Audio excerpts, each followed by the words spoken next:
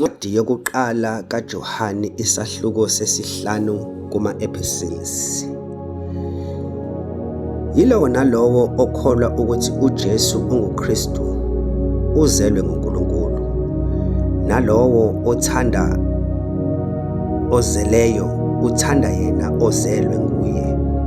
Ngalokho siyazi ukuthi siyabathanda abantwana bakaNkulunkulu nxa sithanda uNkulunkulu senza imiyalo yakhe. Ngokuba ukuthanda uNkulunkulu yilokho kuba sigcine imiyalo yakhe, nemiyalo yakhe ayinzima.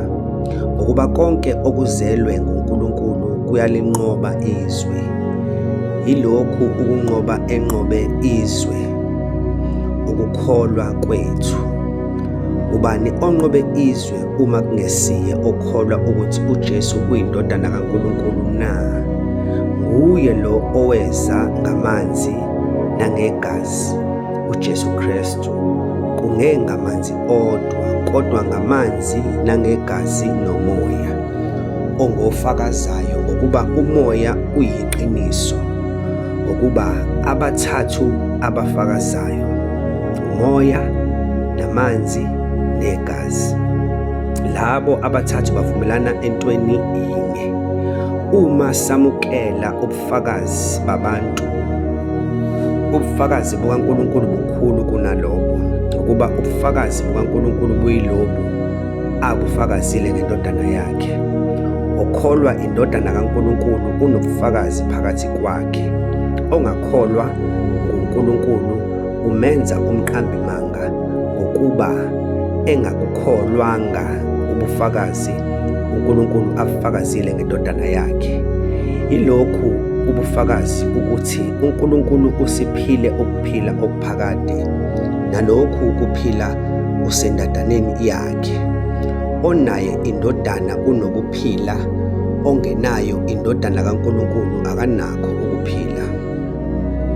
Nginilobele lokho ukuze nazi ukuthi ninokuphila okuphakade nina enikholwa egameni lendodana kaNkulunkulu.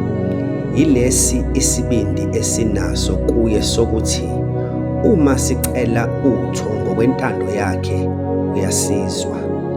Uma sazi ukuthi uyasizwa noma sicela, siyazi ukuthi sinakho esikucelileyo esikucele kuye. Uma umuntu ebona umzalwane wakhe ona ngesono esingesiso esokufa, makacele, uyakumnika ukuphila. Ekunika labo abenza isono esingesiso esokufa. Sikhona isono sokufa, angisho ukuba kucelwe ngaleso. Konke ukungalungi kuyisono. Kukhona isono esingesiso esokufa. Siyazi ukuthi yilowo nalowo ozelwe nguNkulunkulu akuni. Ngokuba ozelwe nguNkulunkulu uyazigcina, nomubi akamthinti. Siyazi ukuthi singabakaNkulunkulu nokuthi izwe lonke limi ebubini.